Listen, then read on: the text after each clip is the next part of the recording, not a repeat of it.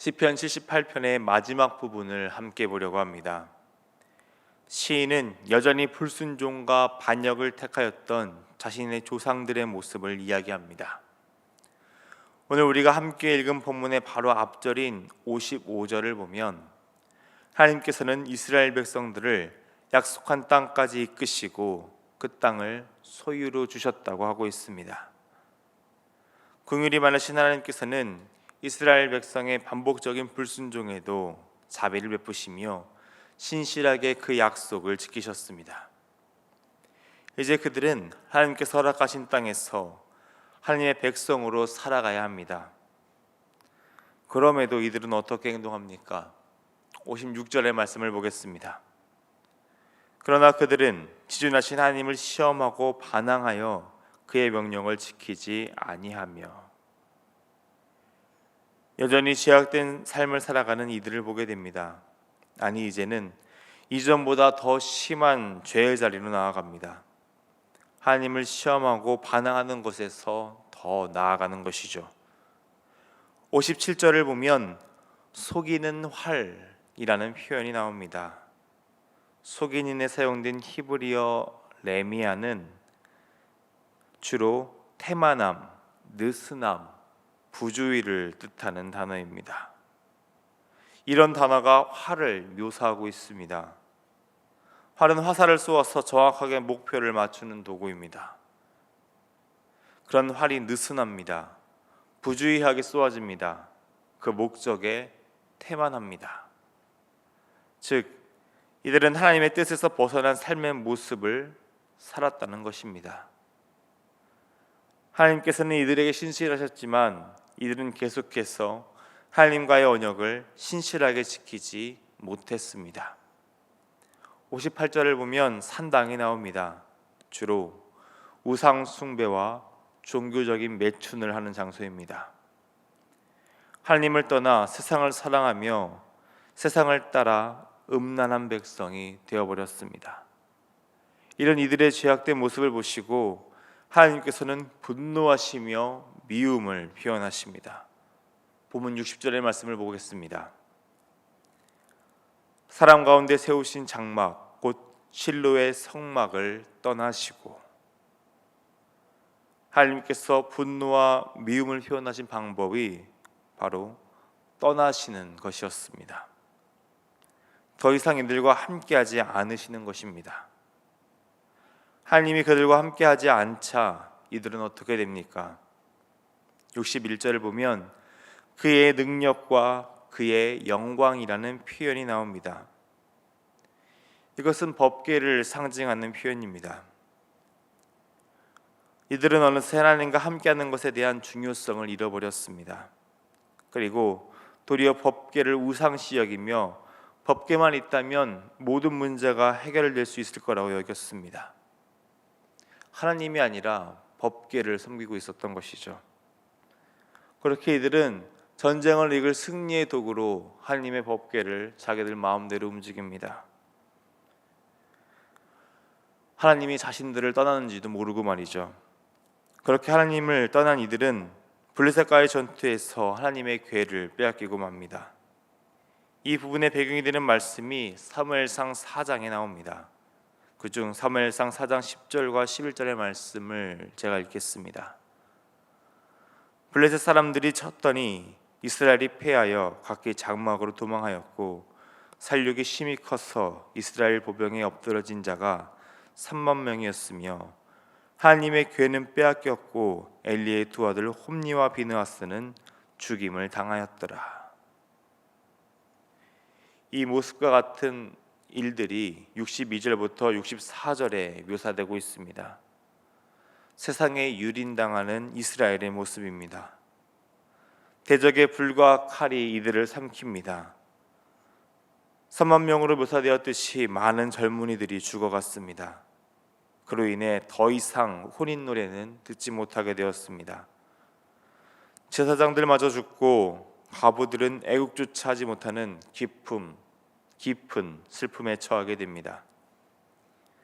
하나님을 떠난 이들은 하나님의 부재 가운데 철저한 파괴와 슬픔에 떨어지게 된 것입니다. 불순종과 불신앙이 가져온 이런 처절한 상황이 가운데도 하나님께서는 이들을 그냥 두시지 않습니다. 신실하신 하나님께서는 이들을 다시 구원하시며 하나님의 백성으로 살아갈 수 있도록 계획을 세우십니다. 시인은 이렇게 하나님께서 구원의 역사를 펼치시는 모습을 65절과 같이 묘사합니다. 그때의 주께서 잠에서 깨어난 것처럼 포도주를 마시고 고함치는 용사처럼 일어나사 새 아침을 맞아 힘차게 일어나 활동을 하듯이 하나님께서 이들을 심판하시며 유기 가운데 두셨지만 이제는 이스라엘을 위해 구원의 역사를 베푸실 것임을 묘사하고 있습니다. 또한 포도주를 마시고 고함치는 용사라는 표현을 합니다. 포도주를 마시게 되어서 붉게 달아올라 역동적으로 움직이는 이의 모습을 묘사한 것입니다. 이렇게 하나님께서는 그들의 대적을 물리치시며 역동적으로 그리고 강권적으로 임하실 것임을 묘사하고 있습니다. 그리고 하나님은 66절의 말씀과 같이 대적을 물리치시고 이스라엘을 향한 하나님의 사랑을 보여주십니다. 또한 이를 위해 하나님께서는 한 사람을 택하십니다.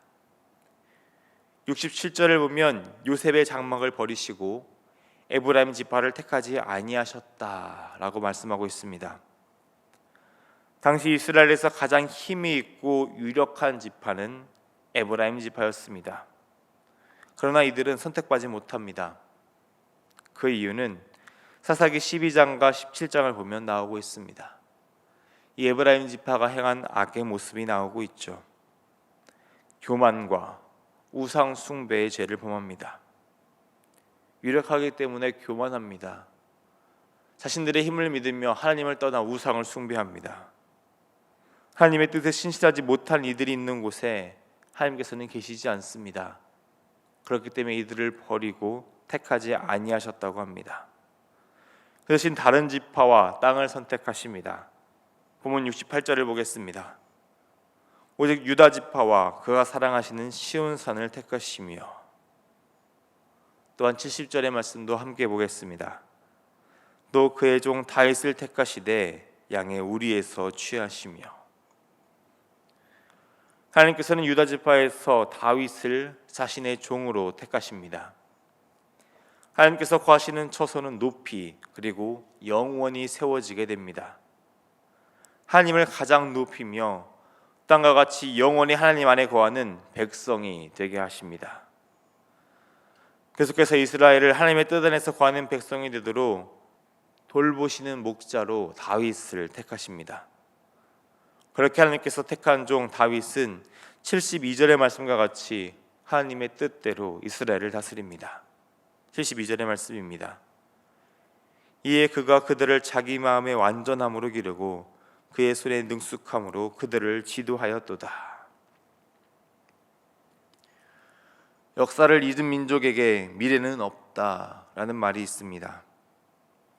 이스라엘은 반복해서 하나님께서 하신 구원의 역사를 잊으며 살아갔습니다. 이들이 기억하는 역사는 불순종과 반역의 역사였습니다. 그리고 그대로 불순종과 반역만 하며 살았습니다. 실패의 역사만을 기억하며 그 실패에서 교훈을 얻지 못하고 반복해서 죄만 지었습니다. 시인은 하나님의 백성이 이와 같은 죄를 반복하지 않기 위해서 오늘 시편의 말씀을 전하고 있습니다. 또한 신실하신 하나님께서 변함없이 그분의 백성을 사랑하시며 구원하시는 분이심을 기억해야 합니다. 배반당하셨음에도 끝까지 사랑하십니다. 아주 엎드러지기 전에 구원의 손길을 내미시며 돌보십니다. 이스라엘에게 다윗을 보내셨듯이 오늘 우리에게는 주님께서 직접 찾아오셔서 우리를 양과 같이 돌보시고 계십니다. 시편 78편을 통해 시인은 우리가 역사를 기억하며 순종과 신뢰로 나아가는 하나님의 백성이 되기를 선포합니다. 우리는 이 시편의 기자의 바람과 같이 하나님의 신실한 사랑을 잊지 않는 자가 되어야 됩니다. 하나님의 능력과 은혜로 살아가는 우리의 삶은 원망과 불평 불순종의 삶이 아닌 감사와 순종의 삶이 되어야 합니다. 하나님의 백성에서 크게 빛나가는 활과 같이 그렇게 빛나가는 삶의 자리를 떠나야 합니다. 고난받는 것, 어려움에 처하는 것, 그것보다 더 무서운 것은 하나님께서 우리와 함께하지 않으시는 것입니다. 우리의 삶에 더 이상 하나님이 없다는 것, 그것이 더 큰, 더 무서운 심판입니다. 우리를 생명의 길로 인도하시는 하나님을 향해 바르게 나아가는 자가 되어야 됩니다. 선한 목자가 되시는 주님의 손만 꼭 붙잡고 나아가는 자가 되어야 됩니다. 그것이 오늘 우리를 향한 하나님의 뜻입니다. 우리를 향해 변함없이 사랑을 베푸시는 하나님 안에 거하며 감사와 찬양의 삶을 살아가시는 여러분이 되시기를 바랍니다.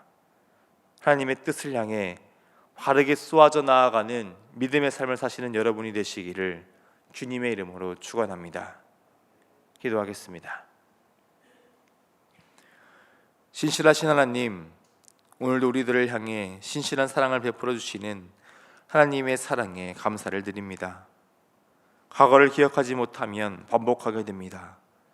그 반복의 역사가 우리의 삶에 일어나지 않도록 말씀으로 교훈하며 우리를 말씀으로 인도하시는 하나님의 은혜가 있음을 고백하며 나아갑니다. 우리의 삶에 그 은혜를 흘러넘치게 하시니 또한 감사합니다. 우리의 삶이 죄의 길을 따르며 느슨해지지 않도록 항상 깨어 말씀 앞에 서게 하여 주옵소서. 우리를 하나님의 백성으로 삼으시고 돌보시는 하나님의 품을 단 한순간도 떠나지 않게 우리의 마음을 주관하여 주옵소서. 이 시간 기도로 나아갑니다. 실수하고 넘어지며 계속해서 죄의 자리로 나아가는 우리를 용서하시고 생명의 길로 인도하시는 하나님의 사랑을 외면치 않도록 하여 주시옵소서. 그렇게 회개하며 다시 하나님의 백성으로 온전히 서는 회복의 시간이 될 수 있도록 이 시간 우리들의 마음을 주관하여 주옵소서. 사랑이 많으신 우리 주님 예수님의 이름으로 기도드립니다. 아멘.